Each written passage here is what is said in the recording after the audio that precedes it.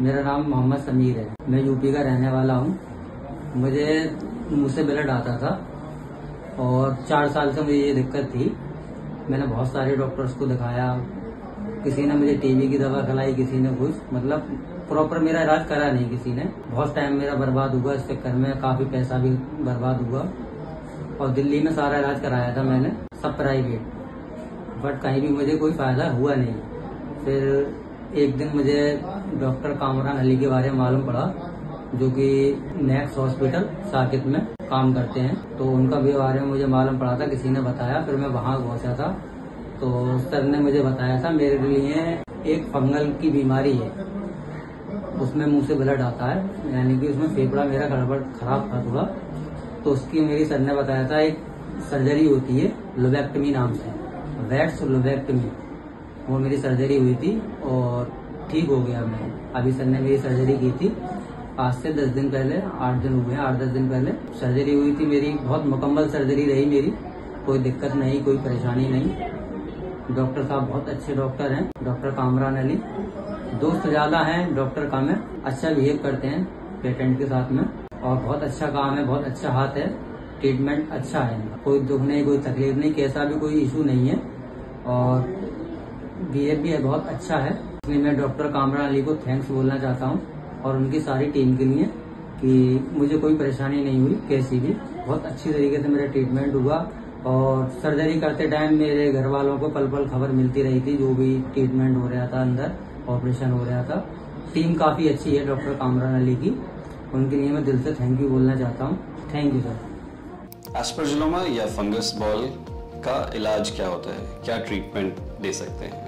Majority of patients जो हमारे पास आते हैं एस्परजिलोमा की डायग्नोसिस के साथ, उनकी हिस्ट्री होती है कि वो पिछले कुछ हफ्तों से या कुछ महीनों से या कई बार कुछ सालों से एंटी फंगल दवाई खा रहे होते हैं। जो कॉमन दवाइयाँ वो खा रहे होते हैं या तो आइट्राकोनाजोल होती है या वोरिकोनाजोल होती है। बट अनफॉर्चुनेटली एस्परजिलोमा एक ऐसी बीमारी है जिसमें ये जो फंगस की गांठ है, एस्परजिलोमा या फंगल बॉल है, ये लंग्स की कैविटी में छुप के बैठी हुई है। और ये जो लंग की कैविटी है, इसकी दीवार बहुत मोटी है। तो आमतौर पे एंटी फंगल दवाइयों का असर इस बीमारी पे नहीं होता। इसे हम कैसे समझ सकते हैं? हम कोई भी दवाई, टैबलेट, एंटीबायोटिक, एंटी फंगल अगर खाते हैं तो वो मुंह से खाते हैं, वो दवाई हमारे पेट में जाती है और पेट के थ्रू वो ब्लड स्ट्रीम में एब्जॉर्ब हो जाती है और जिस भी जगह इन्फेक्शन होता है बॉडी उसको डायरेक्ट कर देती है कि कहाँ पे उसको जाना है बैक्टीरिया या फंगस को मारने के लिए। तो इसी तरीके से जब हम एंटी फंगल्स खाते हैं टैबलेट, तो पेट में जाती है, ब्लड स्ट्रीम में एब्जॉर्ब होके लंग्स तक पहुंचती है। बट जब वो लंग्स तक पहुंचती है तो उसको एक कैविटी को पेनिट्रेट करना होता है। इस कैविटी की वॉल यानी दीवार बहुत थिक होती है, मोटी होती है, because bar bar inflammatory reaction generate होता है। और एक बहुत थिक वॉल होने की वजह से जब दवा वहां ब्लड से पहुंचती है तो उसे पेनिट्रेट करके फंगस तक नहीं जा पाती।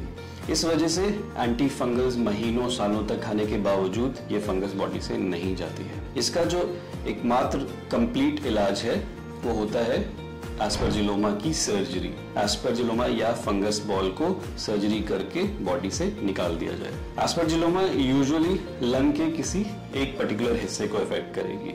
मोस्ट कॉमनली उसकी प्रेडिलेक्शन होती है लंग्स के ऊपरी हिस्सों में होने की, बट कहीं और भी वो पाई जा सकती। तो जिस भी हिस्से में एस्परजिलोमा बना होता है या फंगल बॉल बनी होती है, उसे सर्जरी करके निकालना होता है।